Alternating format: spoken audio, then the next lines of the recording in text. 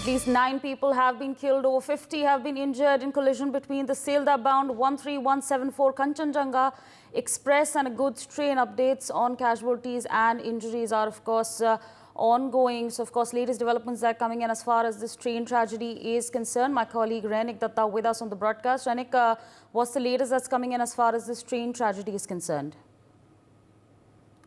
में देखिए, ये ट्रेन दुर्घटना में अभी तक 9 आदमी का मौत हुआ है और करीब 50 के ऊपर लोग अभी भी बुरी तरीके से घायल हैं। उनको नॉर्थ बंगाल मेडिकल कॉलेज में भर्ती किया गया है और जैसे कि गवर्नमेंट की तरफ से, रेलवे की तरफ से जो मुआवजा का बात किया गया था कल रात को ही, जो इंजर्ड है उनको मुआवजा दिया गया है। एक तरफ जो जो बुरी तरीके से घायल है उनको 2.5 लाख रुपए करके दिया गया है। दूसरी तरफ जो हल्के फुल्के घायल हुए थे उनको 50,000 रुपया करके दिया गया है। दूसरी तरफ देखा जाए तो 9 लोगों का जो मौत हुआ है उसमें 3 लोग रेल का खुद डिपार्टमेंट का स्टाफ है।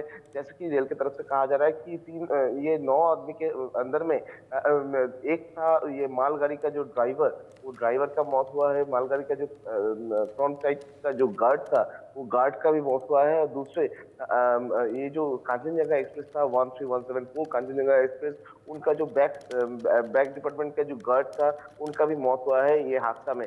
ये तीनों को भी रेलवे की तरफ से मुआवजा दिया जाएगा और उनके परिवार को मुआवजा दिया जाएगा। दूसरी तरफ बाकी जो 6 लोग हैं वो 6 लोग ही पैसेंजर्स थे। 6 लोगों के अंदर में 4 लोगों को अभी आइडेंटिफाई किया गया है। अब बाकी 2 आदमी को आइडेंटिफाई नहीं किया गया है। इसमें आइडेंटिफिकेशन में जो मुश्किल आ रहा है रेलवे डिपार्टमेंट को, जैसे कि रेलवे की तरफ से कहा जा रहा है कि ये पूरा जो मामला, ये पूरा घटना में रेलवे की तरफ से जो देखा जा रहा है कि जिस बॉगी में सबसे ज्यादा इफेक्टेड हुआ है वो जनरल बॉगी है और इसी वजह से कोई रिजर्वेशन ना होने की वजह से कोई डिटेल्स नहीं मिल पा रहा है और इसी वजह से आइडेंटिफिकेशन का प्रॉब्लम हो रहा है। मगर रेलवे की तरफ से कोशिश किया जा रहा है कि जल्द से जल्द आइडेंटिफाई किया जाए। और जो 50 के ऊपर लोग बुरी तरीके से घायल है, जिसमें 4 लोगों का अवस्था अभी भी क्रिटिकल है, बहुत ही क्रिटिकल है। उनको आईसीयू में रखा गया है और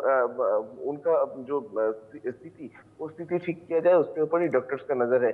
मगर सबसे महत्वपूर्ण जो चीज कि किस वजह से ये हादसा हुआ और कौन से कारण हो सकता है ये हादसा के पीछे, यही अभी ढूंढने का काम रेलवे की तरफ से किया जा रहा है। दूसरी तरफ रिस्टोरेशन का जो प्रोसेस, वो रिस्टोरेशन प्रोसेस जल्द से जल्द खत्म हो।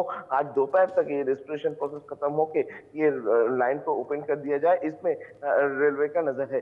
एक तरफ रेलवे की तरफ से प्राइमरी जो इन्वेस्टिगेशन है उसमें कहा जा रहा है कि जो सिग्नल था, जो सिग्नल फेलियर हुआ था और सिग्नल फेलियर होने की वजह से इस तरीके का हादसा हुआ। और उसके साथ साथ ही और एक सोर्स की तरफ से जो खबर आ रहा है कि उसी टाइम में कल यानी सोमवार सुबह 5 बजे से ये पूरा जो लाइन था, ये लाइन का जो ऑटोमेटिक सिग्नलिंग प्रोसेस, ये ऑटोमेटिक सिग्नलिंग प्रोसेस खराब था और मैनुअल सिग्नलिंग प्रोसेस में काम चल रहा था।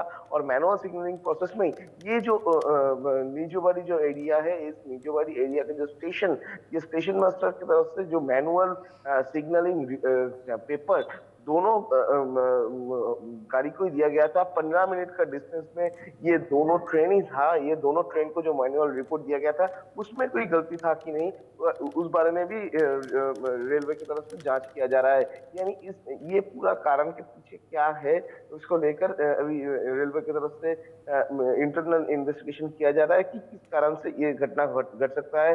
मालगाड़ी का जो ड्राइवर था, वो ड्राइवर का कोई गलती था कि नहीं, इतना तेज अगर मैनुअल सिग्नलिंग में काम किया जाएगा तो इतना तेज रफ्तार से किस तरीके से मालगाड़ी आके टक्कर देता है। और 15 मिनट का डिस्टेंस में अगर होगा तो 15 मिनट तक कांचनजंगा एक्सप्रेस एक ही जगह में खड़ा क्यों था, इस बारे में भी एक सवाल आ रहा है। क्योंकि जैसे कि कांचनजंगा एक्सप्रेस 13174 कांचनजंगा एक्सप्रेस का इंफॉर्मेशन मिल रहा है, उसमें कहा जा रहा है कि 5:55 पर आगरतला से ये ट्रेन छूटा था। उसके बाद ही 8:30 बजे के आसपास ये ट्रेन एनजीपी स्टेशन, जो लास्ट स्टेशन था दुर्घटना के पहले, वो लास्ट स्टेशन एनजीपी स्टेशन, वो एनजीपी स्टेशन छोड़े थे। 8:40 तक ये जो लास्ट मैनुअल सिग्नलिंग पॉइंट है, वो लास्ट मैनुअल सिग्नलिंग पॉइंट में पहुंचे थे और उसके बाद ही ये हादसा घटा। किस तरीके से ये हादसा घटा, इसमें सबसे बड़ा सवाल है, मगर सबसे महत्वपूर्ण है कि ये पूरा घटना में अभी तक 60 लोगों को घायल हो चुका है। For more such videos, subscribe to the NewsX YouTube channel, hit the bell icon.